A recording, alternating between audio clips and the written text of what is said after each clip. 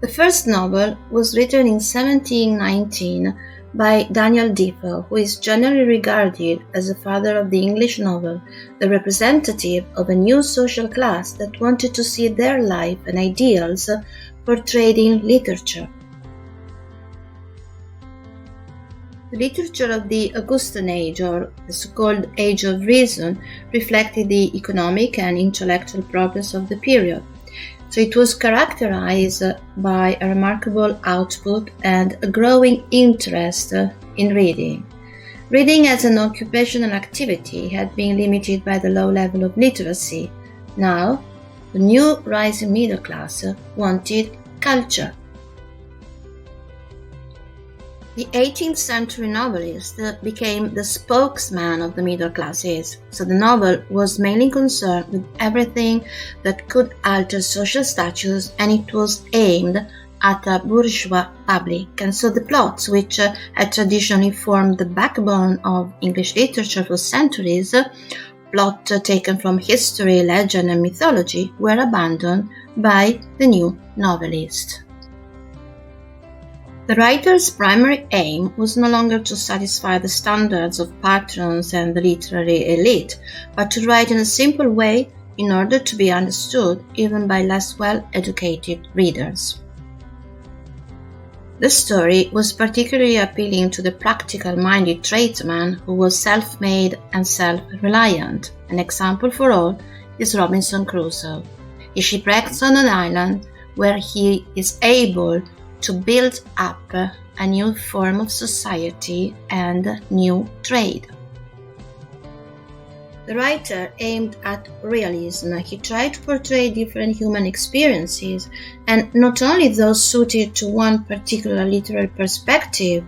The realism of the novel was not linked to the kind of life presented, but to the way it was shown. So the 18th century novel developed different subgenres. The realistic novel by Daniel Defoe focuses on realistic descriptions of time and place.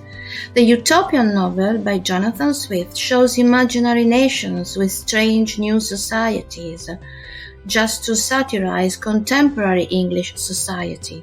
The epistolary novel by Samuel Richardson is told through letters exchanged between different characters. Novel or the comic epic novel, whose main representative is Henry Fielding with Tom Jones, is episodic in structure. It concerns the adventures of a young hero who has to deal with the tyrannical masters and misfortunes, but generally manages to escape these situations by using his wit. Henry Fielding was mainly concerned with justice. Swift's masterpiece can be read on different levels. It has been widely read as a tale for children, but mainly as a political allegory or street time, as a parody of voyage literature, or as a masterpiece of misanthropy and a reflection on the aberration of human reason. All the population, the Lilliputian, the giant, the flying island, and the Who-Ims reflect some vices. The anti-novel by Laurence Sterne, with its masterpiece Tristram Shandy, shows that the orderly narratives of events have little relation to the disorder of the human mind, which is not linked to a logical sequence of events, and this novel paved the way to the novelists of the 20th century. The novel is fictitious. Fiction comes from the Latin word fingere. In fact, it depicts imaginary events and characters. However, even though its characters and actions are imaginary, they are in some sense representative of real life, since they bear an important resemblance to reality. The novel has always been fascinating through the centuries, both writers and readers, as it can be considered a social weapon, a tool to change the world. David Lodge, in his novel Nice Work, makes the protagonist's temporary lecturer Robin Penrose say the rise of the novel in the 18th century coincided with the rise of capitalism. The triumph of the novel is the triumph of capitalism. The novel, according to the lecturer Robin Penrose, is the expression of Protestant ethic dependent on the idea of an autonomous individual self who is responsible for and in control of his or her own destiny, seeking happiness and fortune in competition with other autonomous selves. So actually the novelist is a capitalist of the imagination.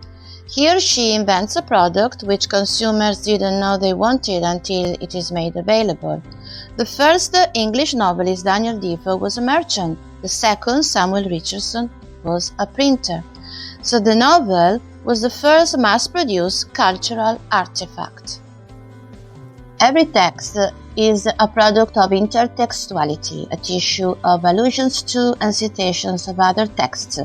There are no origins, there is only production, and we produce ourselves in language. A novel speaks of ourselves. A novel is a world open in front of us. It's a page of our life which we read to share, to feel, to enjoy, to suffer, to know, to grow, to become better persons. Novels are friends. They get along with us as silent companions. So we can't forget this wonderful quotation from The Catcher in the Rye. What really knocks me out is a book that, when you are all done reading it, you wish the author that wrote it was a terrific friend of yours and you could call him up on the phone whenever you felt like it. That doesn't happen much though. Unfortunately, we can't speak with the writers we like.